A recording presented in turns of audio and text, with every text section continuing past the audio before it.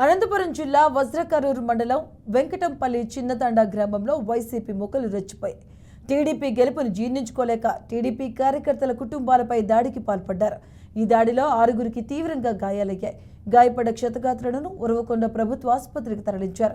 TDP గెలుపును జీర్ణించుకోలేక TDP కుటుంబాలపై రాళ్లు కర్రలతో వైసీపీ పార్టీకి చెందిన నాయకులు దాడి చేసినట్లు బాధితులు ఆరోపిస్తున్నారు.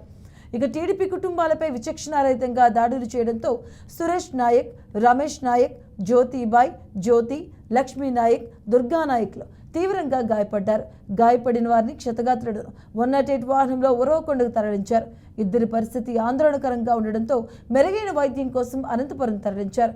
ఇక దాడికి పాల్పడిన వైసీపీ నాయకులపై కఠిన చర్యలు తీసుకోవాలని బాధితులు డిమాండ్ చేశారు. ఇక ఆసుపత్రిలో చికిత్స పొందుతున్న టీడీపీ కార్యకర్తలను వజ్రకరూరు మండలం కన్వీనర్ వెంకటేశ్లు, వ్యాపిని నాగేంద్ర పరామర్శించారు.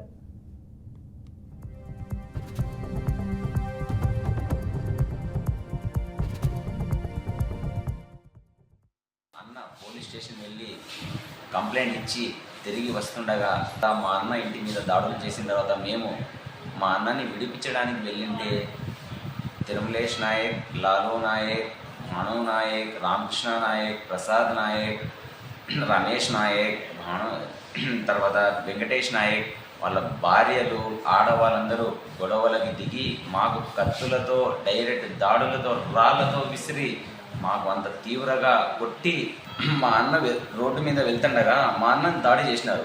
పోలీసు వాళ్ళు స్పందించలేదు కాబట్టి వాళ్ళు డైరెక్ట్ వజ్రకరూరు పోలీస్ స్టేషన్ నుంచి తిరిగి వెళ్తుండగా మా అన్న ఇంటి మీద దాడి వస్తా అంటే మేము విడిపించడానికి వెళ్ళినట్టే మా మీద దాడులు వచ్చారు. వాళ్ళు వైఎస్ఆర్సీపీ పార్టీ వాళ్ళు.